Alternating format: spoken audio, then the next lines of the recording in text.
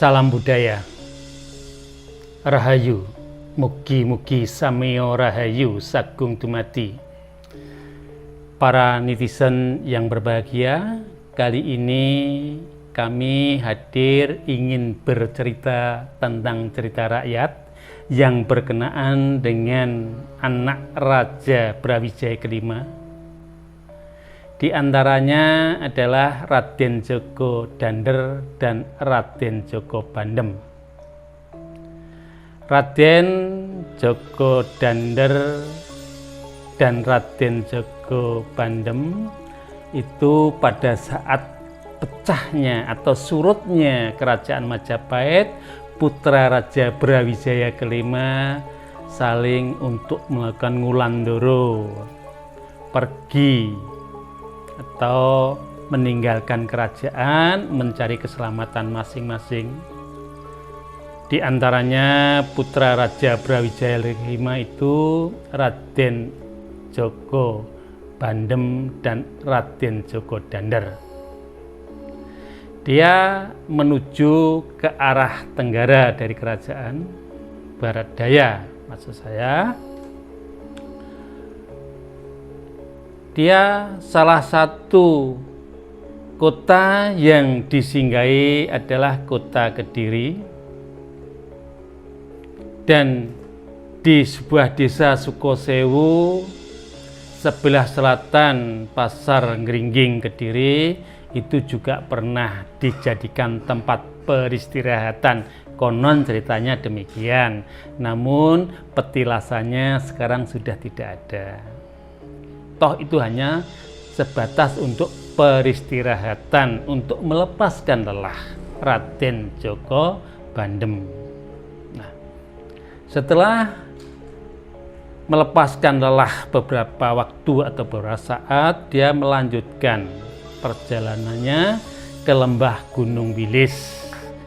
Menetaplah sementara dia di sana di hutan kelir, Dusun Igir-Igir, Desa Njoho, Kecamatan Semen, Kabupaten Kediri.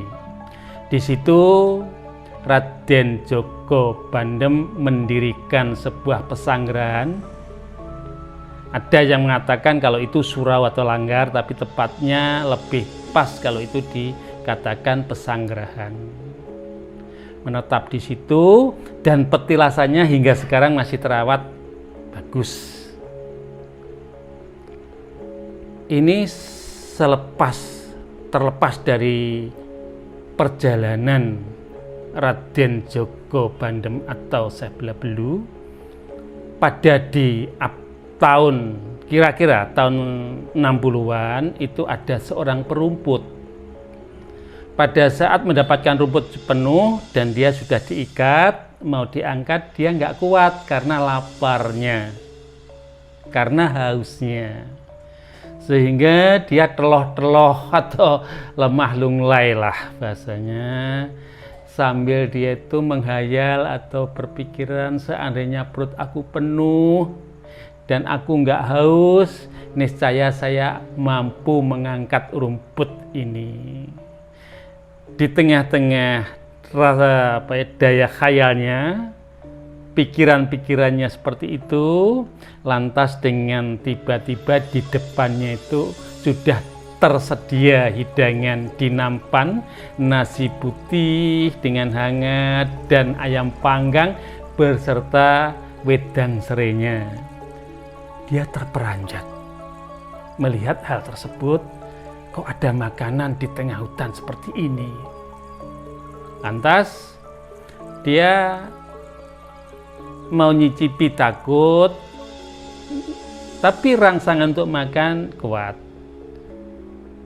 Dengan demikian ada suara mengatakan demikian, makanlah, itu nasi pemberianku agar perut kamu nanti terisi dan kuat untuk mengangkat rumput untuk kamu bawa pulang. Lantas dengan ragu-ragu si perumput nanti tadi mencicipi sedikit demi sedikit, akhirnya terangsang lahap sehingga makanan tersebut habis ludes dimakan. Berikut dia setelah itu minum wedang serenya. Dengan perasaan haru dan terima kasih, mungkin ini pemberian dari Syekh Bela-Belu. Matur nuwun Eyang Syekh Bela-Belu, kula sampun panjenengan paringi tedan ngantos kula sampun wareg padaran kula. Nas dia mengangkat rumput itu seakan-akan seperti mengangkat sesuatu yang ringan sekali. Seakan-akan ada yang membantu untuk mengangkatnya. Pikirannya dia mungkin ini adalah sebuah bantuan dari Eyang Syekh Bela-Belu mengangkat. Setelah diangkat, dia berjalan beberapa langkah, si perumput melihat kelebatnya seseorang bertubuh gemuk, ukurannya tingginya sedang, tinggi tidak, pendek pun tidak, sedang, dia berkelebat. Dia berpikiran kalau itu Syekh Bela-Belu. Itu terjadi di antara tahun 60-an. Dan di antara tahun itu juga pernah ada seseorang yang dolan ke situ, tapi punya pikiran-pikiran agak sedikit kotor dan jahat, sehingga dia mau pulang itu tidak bisa. Seperti orang kebingungan. Mencari jalan, dia muter-muter. Setelah dia duduk termenung, dia meminta maaf dalam pengertiannya yang mau rekso di situ lah. Gitu.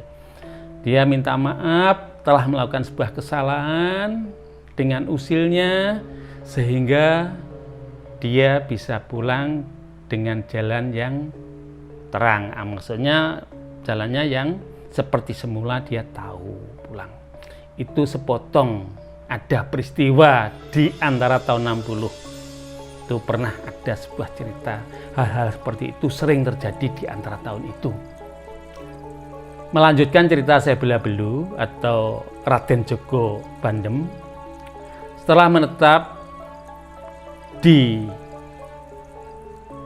hutan Kelir, dia melanjutkan perjalanannya menuju ke desa Jati Greges, Kecamatan Pace, Kabupaten Nganjuk. Di situ dia mendirikan sebuah pertapaan lemah putih. Dan pada saat di situ dia ketemu dengan adiknya Raden Djoko Dander atau yang punya peparab Syekh Dami Ageng. Perlu diketahui arti makna atau nama-nama tersebut. Kalau Syekh itu dari kata Saikona, itu panggilan orang-orang terhormat, bahasa Ibrani itu bahasa Arab. Sedangkan Syekh Bela-Belu itu kalau bahasa Jawanya itu ada orang yang mungkin baru kerja di tempat-tempat yang kotor, penuh debunya, banyak debunya di tubuh, awake bela-belu. Itu makna atau arti kata dari Bela-Belu itu. Yang kedua, Syekh Bela-Belu bisa dimaknai awake lemu gimlak gimluk gemuk ina inu, itu juga Bela-Belu. Awake Bela-Belu ya, kayak Syekh Bela-Belu. Karena apa?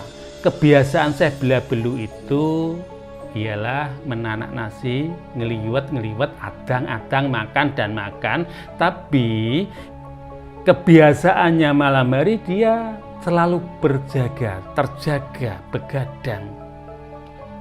Padahal pada umumnya orang kalau perutnya penuh, bawaannya ngantuk. Justru Syekh Bela-Belu perutnya selalu penuh, tapi dia betah melek, betah berjaga. Ini sebuah keistimewaannya di antara orang-orang umum. Sedangkan Syekh Dami Ageng itu punya kebiasaan, punya kesukaan setiap hari puasa. Namun dia juga betah tidur. ini juga bertentangan atau berlawanan dengan pada umumnya orang awam. Kalau orang awam, pada saat perutnya kosong dia susah tidur. Tapi justru Syekh Damyaking kuat tidur.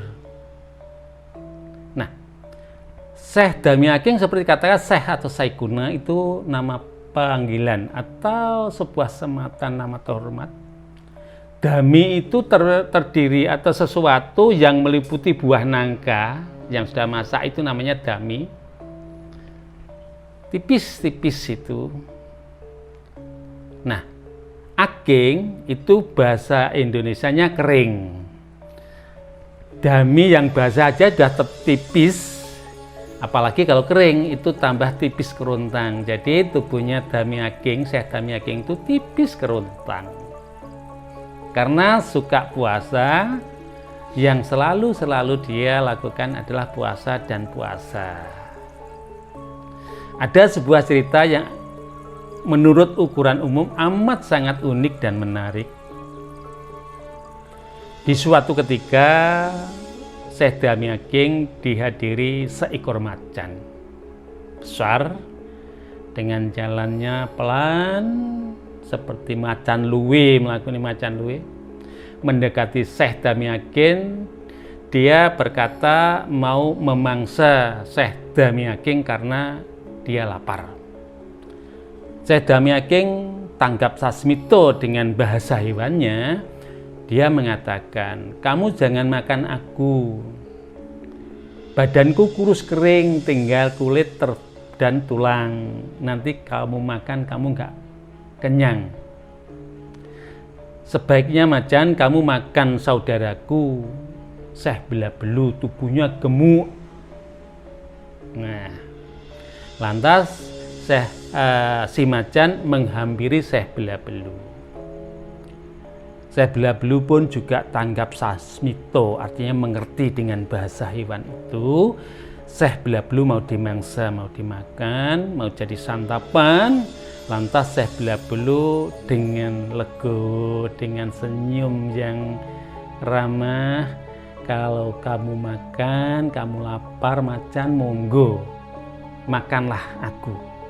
Tubuhku gemuk, nanti kamu akan kenyang menyantap aku. Dengan rasa ikhlas, dengan berserah diri, dia telah menyerahkan atau menawarkan diri agar dirinya dijadikan santapan sang macan. Dengan rasa totalitas yang tinggi, rasa ikhlasnya, dengan legowonya yang tanpa taker, tanpa batas, sehingga macan itu berubah menjadi wujud manusia. Ini dalam tarikannya atau kesimpulannya, diperkirakan sang macan itu jelmaan dari dewa atau dari malaikat, mungkin bisa jadi demikian. Sehingga jelmaan yang jadi manusia tadi, jelmaan macan dari manusia itu berkata dengan Syekh Belabelu, Syekh Belabelu, aku amat sangat terhormat dengan rasa ikhlasmu yang tanpa batas, rasa legowomu sing tanpa pilih tanding. Dengan kamu ikhlas untuk menyerahkan tubuhmu dalam kondisi apapun, kamu tidak memandang siapa aku. Kamulah yang aku beri sebutan jalmo limpat seperapat tamat, janmo ning Gusti Kang Linuwih. Wus mungkur saka tapamu, kawas ketan lahir batinmu wus tutup. Wis semene aku nyuwun pamit, karya slamet. Dengan demikian dia balik ke Makayangan mungkin atau menghilang. Nah, setelah perjalanannya Syekh Belabelu dengan Syekh Damyaking yang sedemikian rupa, dari ritual sampai ke spiritualnya yang sudah mapan dan maton, kita bisa mengambil sebuah petikan untuk kubosan kalau Syekh Dami Ageng berpuasa itu diperuntukkan untuk dirinya sendiri agar dia cepat parek atau bisa dekat dengan Tuhan. Sedangkan Syekh Bela-Belu melakukan ritual makan, minum, tapi dia juga betah melek, itu akan menciptakan sebuah spiritual, jiwanya menjadi manusia yang pilih tanding dan mapan. Ini dia melakukan sebuah aksi sosial atau ngladening kawulaning pangeran pinangka ondo penggayuh, tangga yang terindah untuk mencapai titik atau makom yang tertinggi, yaitu makrifat atau menjadi kaulaning Gusti Allah kang kinasih. Jadi Syekh Dami Ageng melakukan hal tersebut untuk dirinya sendiri langsung menuju ke Tuhan, itu impossible bisa tercapai kalau dheweke ora gelem nglayani ngladening kaulaning Gusti Allah sing kaya Syekh Bela-Belu. Bukan saya mengesampingkan ritual dan spiritualnya Syekh Dami Ageng, tapi kami hanya membuat sebuah analisa secara objektif untuk dijadikan mata pelajaran batin kita agar kita bisa menjadi orang-orang yang mumpuni, yang mampu mengenal diri kita sendiri dan kita bisa menjadi diri kita sendiri.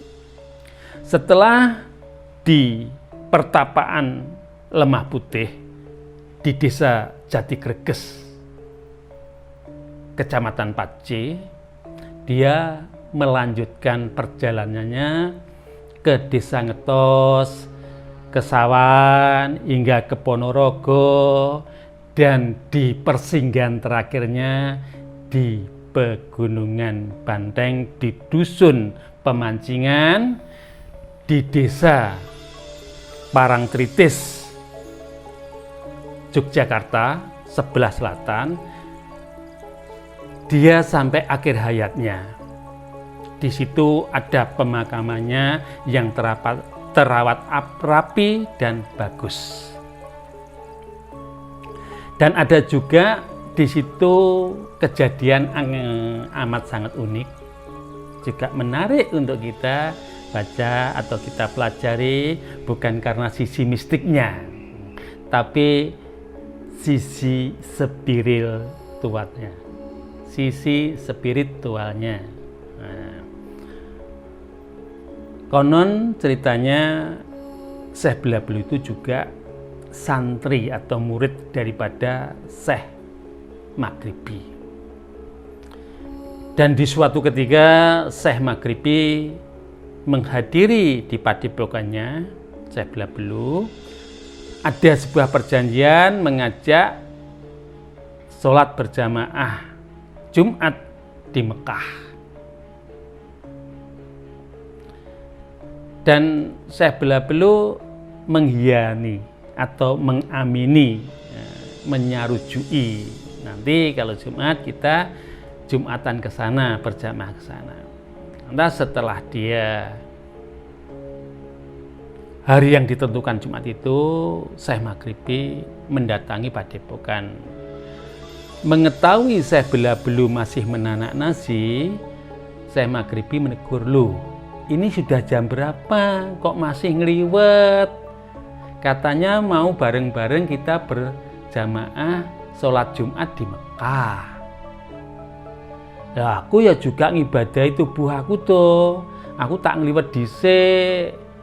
Kalau aku nggak ngeliwet, aku luwe, nanti saya kan juga disalahkan dengan tubuh aku, dengan sing gaya awakku iki, orang ngopeni ragane. Loh, jadi kita berangkat jam berapa? Ya udah, kamu berangkat dulu, Syekh Maghribi. Lah, jenengan nanti saya ya nyusul sampean. Udahlah, kamu berangkat dulu. Nah, begitu dikasih tahu itu Syekh Maghribi berangkat. Setelah datang atau sudah tiba di masjid di Mekah sana, dia masuk dalam masjid, dia mengetahui melihat Syekh Bela-Belu di situ sudah duduk tafakur. Lebih dulu Syekh Bela-Belu daripada Syekh Maghribi.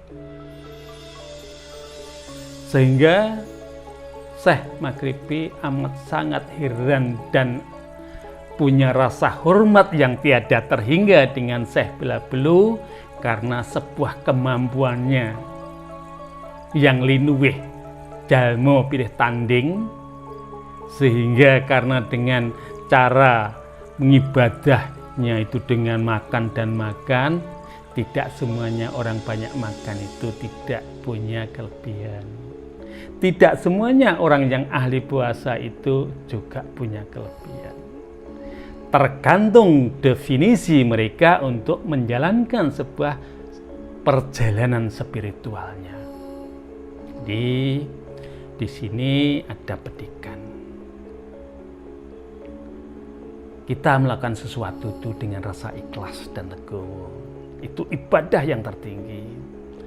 Kita mengasihi makhluknya Tuhan di segenap lapisan alam, itu adalah ibadah yang amat sangat mulia. Kita menebarkan kasih tanpa pilih kasih. Itulah cara-cara orang untuk mengasah jiwa kepada jiwa yang tercerahkan. Termasuk seperti Syekh Bela-Belu, janmo limpat seperapat tamat, janmo pilih tanding. Seakan-akan hidup dia hanya dipersembahkan untuk alam seisinya, agar dia bisa mencapai makom tertinggi. Kalau satu saat dia neteping wajibing urip yaiku pati, dia akan sumanding manunggal ding Gusti kang murbeng gesang. Ini sepintas cerita rakyat tentang Syekh Bela-Belu dan Syekh Damiaging. Mungkin cerita kami apabila kurang berkenan di hati panjenengan sami, yang namanya aku hanya sebagai memberi cerita rakyat. Kalau ada salahnya, aku mohon maaf yang sebesar-besarnya. Rahayu.